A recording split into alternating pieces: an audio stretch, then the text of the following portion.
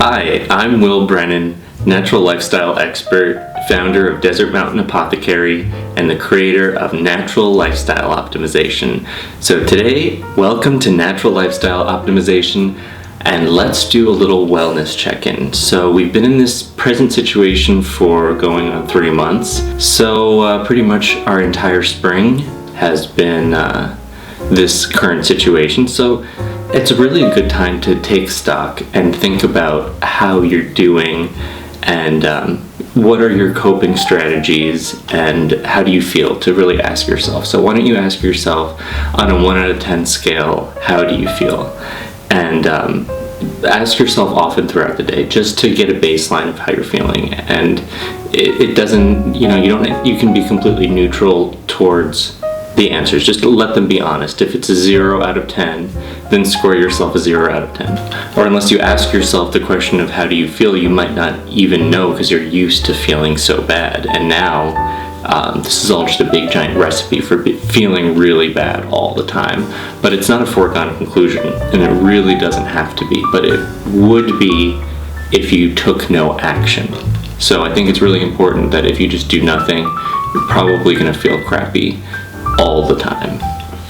So a lot of what we're going through right now, we're navigating both the private and the public space as different and extremely distinct. So the public space being very dangerous, that's where we're going to be exposed and possibly bring the virus home to our families. And then we're crammed into our private space. And so that's different than normal because we're not coming and going, and probably most people are feeling like they're just sick of it, and they're just tired of being stuck in the house with their family, or stuck alone, or stuck with roommates, and they're just really exhausted by the situation. So bearing that all in mind, I found that it's really, really helpful to focus on the progress I'm making on making those two distinct situations better and not the situations themselves. For example, coping strategies for making being at home more bearable. You can focus on at least the progress from day to day, at least making it a little bit better, and then you can build on that. And it's amazing how when you focus on the progress you're making, not on the thing that's bothering you, that shift of focus will make you feel much better overall. So don't deny yourself that. So let's discuss some ways that make navigating the public sphere better, because most of us don't have the option to cocoon off absolutely 100%. We still need to go grocery shopping, pick up medications. I mean, it has not been possible for me to have absolutely everything delivered.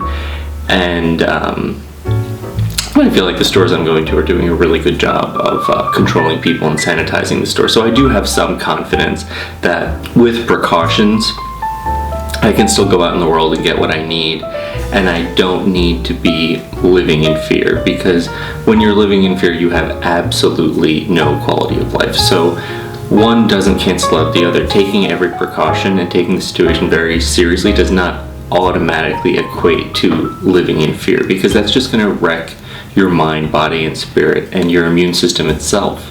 So that's not a good strategy. Even though you have every reason to be afraid, you can really steer the ship and realize that when you're taking every single precaution, and the other people around you, at least, whether it's a store or some environment, if they're taking it seriously too, then just be grateful for the fact that it's a controlled situation and people are doing the very best they can to improve it. And it is okay if we do have to wear masks in the grocery store, wait in line outside the grocery store so that we can go in just a few at a time for the time being. It's really fine. It's not make or break compared to not being able to get what we need, which would be the ultimate doomsday scenario. That's why people are hoarding. I mean, I'd be lying if I said I wasn't stockpiling to a degree. I think the difference is that I cook at home often, so I'm going to use everything that I'm buying, really, no matter what happens. I think hoarding and stockpiling things that you may never ever use or will go bad before you would use them, or you wouldn't even want to eat them if you had to. Like, you wouldn't want to eat, live on canned sausages and canned chicken and canned tuna for months on end. I mean, you'd be grateful if you had it if you had to, but that still seems like a very outside scenario, that you would be so desperate for any food that you would just have to live on long-term dry goods. I do think our supply chains are stronger than that, although they do have weaknesses in many points. So I think, just for your own sanity, make a point to remain calm. Set an intention and make a firm decision before you go out for the day that you are choosing to remain calm, you're choosing to take every precaution, and you're actually choosing to uplift people and make them calm around you when you're out there. That way you're contributing beyond yourself, because you're calm, other people can tune into that. And every grocery store clerk and every person that's working that gets to deal with a calm and relaxed person, that's one less really antagonizing and scary interaction they're having in their day. So remember, you can be a beacon of stability and calm at this time, and that's going to make you feel great, and you're contributing in such an important way to the overall situation.